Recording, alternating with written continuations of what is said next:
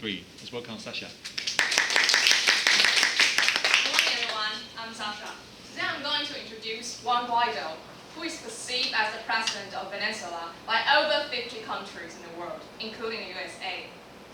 The reason why I use the term perceived is the reason why I think he is the most influential people among Time 100 in 2019.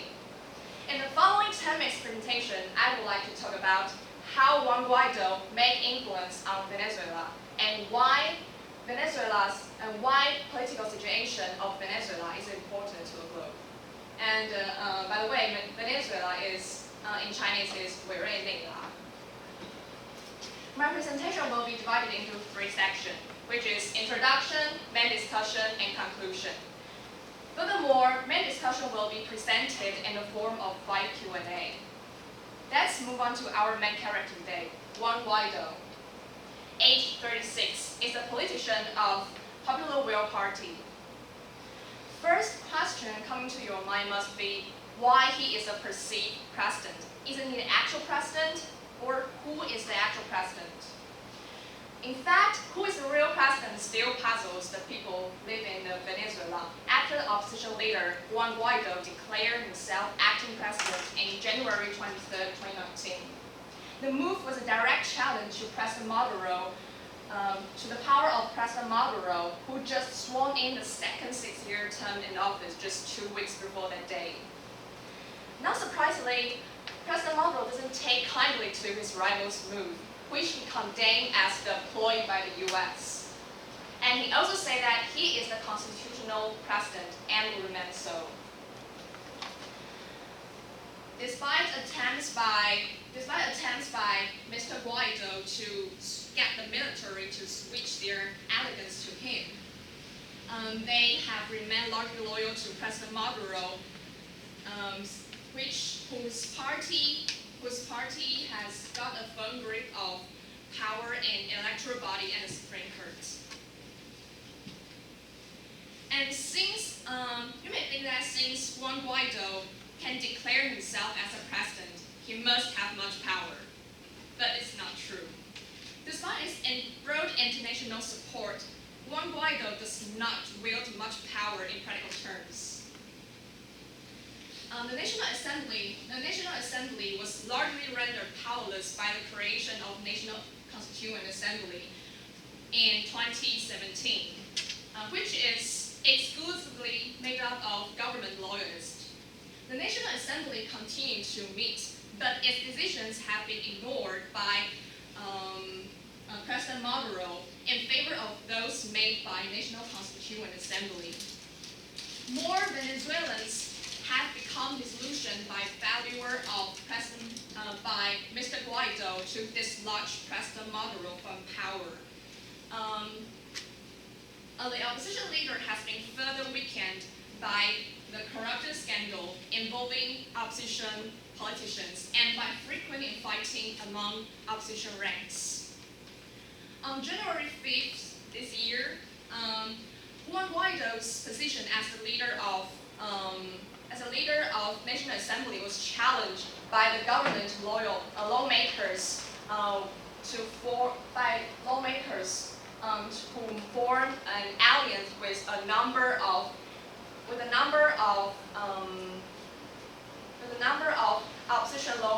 dissident opposition lawmakers, to elect Luis Perro as the speaker for 2020.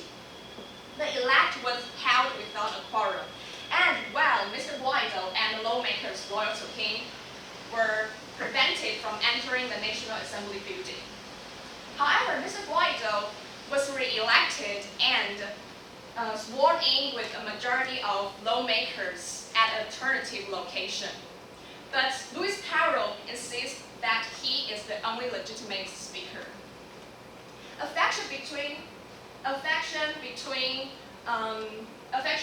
these two guys at the session of National Assembly was won by Mr. Guaido, and the lawmakers loyal to him, who just passed toward the police guarding the entrances to the National Assembly building. So, what could break such an impasse? The security forces has been seen as the key players in the crisis, but they have remained largely loyal to President Maduro, who has rewarded them with frequent pay rises and put high-ranking military men in key posts and industries. The talks between the government and the opposition held between May and August last year remained no progress. The U.S. has imposed sweeping sanctions on Venezuela, including freeze on all Venezuelans' assets in the U.S. and a ban on transaction with this country.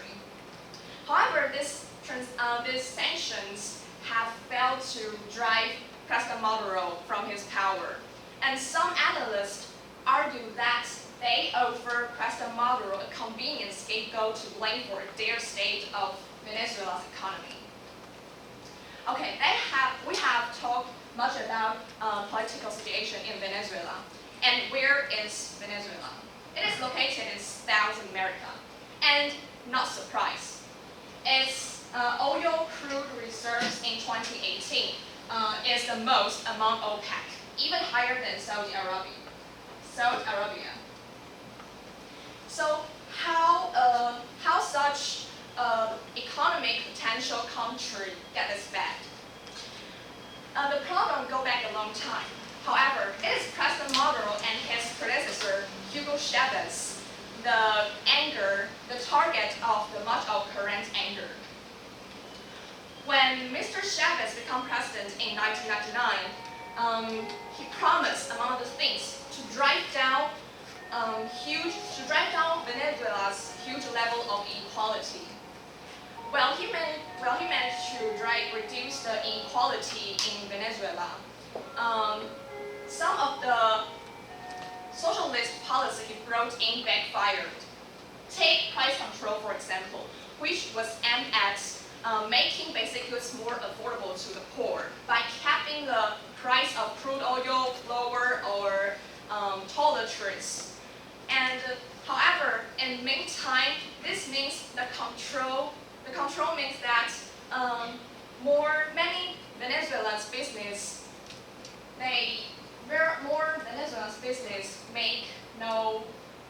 do not stop production because they no longer make a profit, and which eventually resulting in shortages.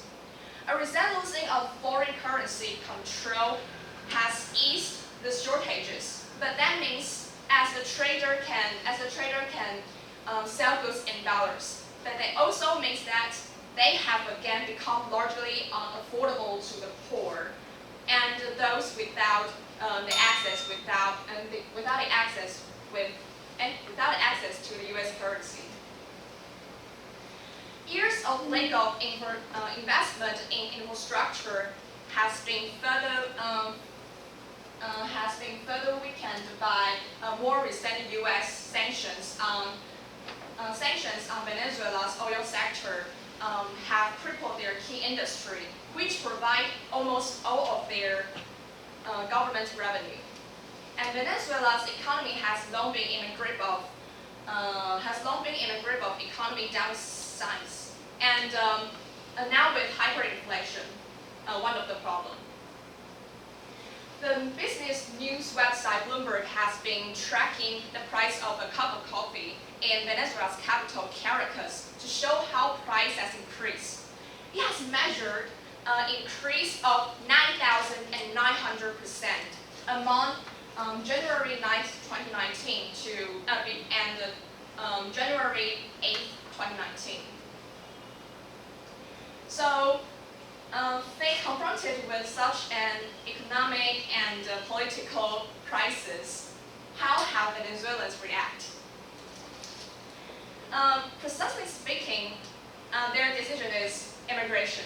They move from Venezuela to other neighboring countries, including Peru or Ecuador, Colombia, or go south to Argentina.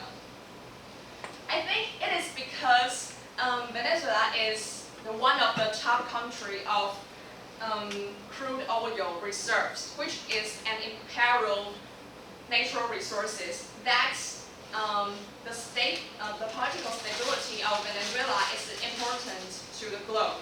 And it isn't hard to imagine that how great the impact would be after Juan Guaido receives president. And this is my presentation. Thank you for listening.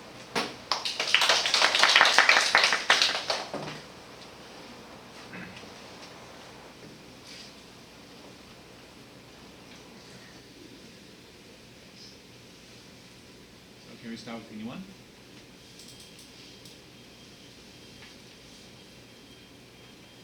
So can we have maybe direct? Any question or comment?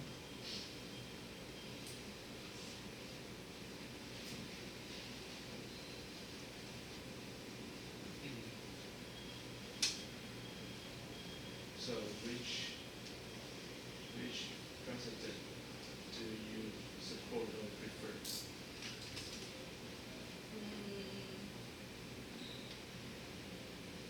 I think neither, because the present president, Mr. Maduro,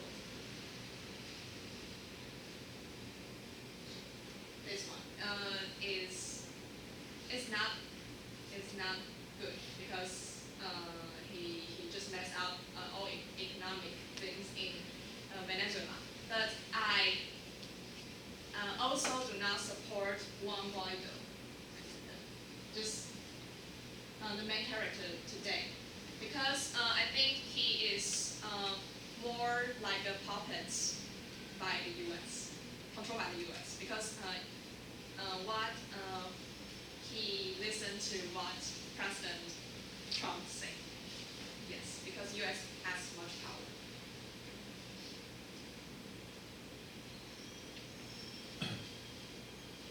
Where? So why does the country allow this kind of thing to happen? Like there are one legal leader, but there are also another kind of populists. You mean why they can? Like how powerful is the Juan Guaido now? Like because you say that he's just a kind of a legislator, right? Puppet? What kind of? Like he works in legislation yuan, right? Like 立法院. Sorry, can you speak again? I mean his title is the counselor, or he works in the 立法院. Is that right? Yes. So how powerful is he that he can like you say, being a puppet of America? Because he is just like what I said. He is the main person in National Assembly, but National Assembly was rendered powerless, and he doesn't like he doesn't like President Maduro, who is the present president, but he don't. In the meantime, he doesn't possess much power, so he has to listen to the U.S. because the U.S. has more influential. It's more influential. So actually, he didn't possess much power, but there are some people in Venezuela support him, but it's not that much because it's more like in China, and because they are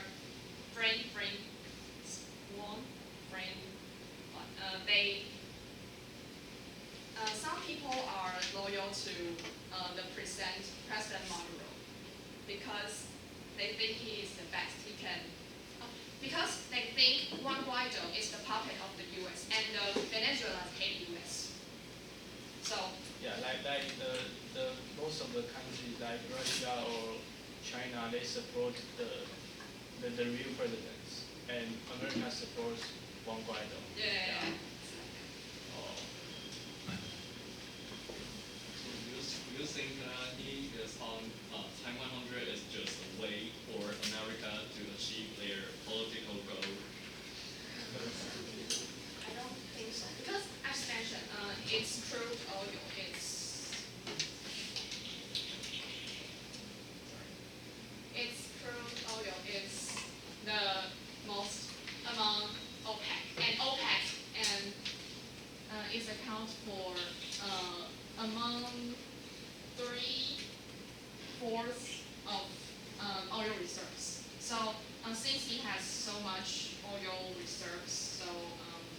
has a great economically potential.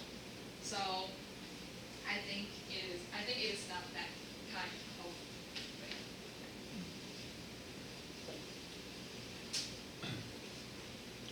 I mean, since Venezuela has a small population and its economy is not stable, so then how can one of its political leaders be considered globally influential?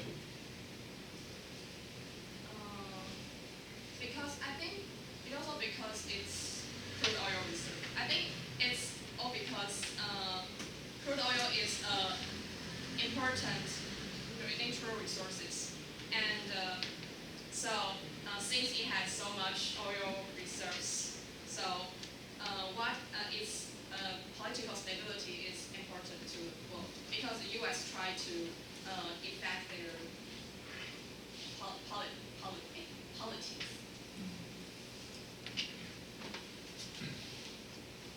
So thank you very much.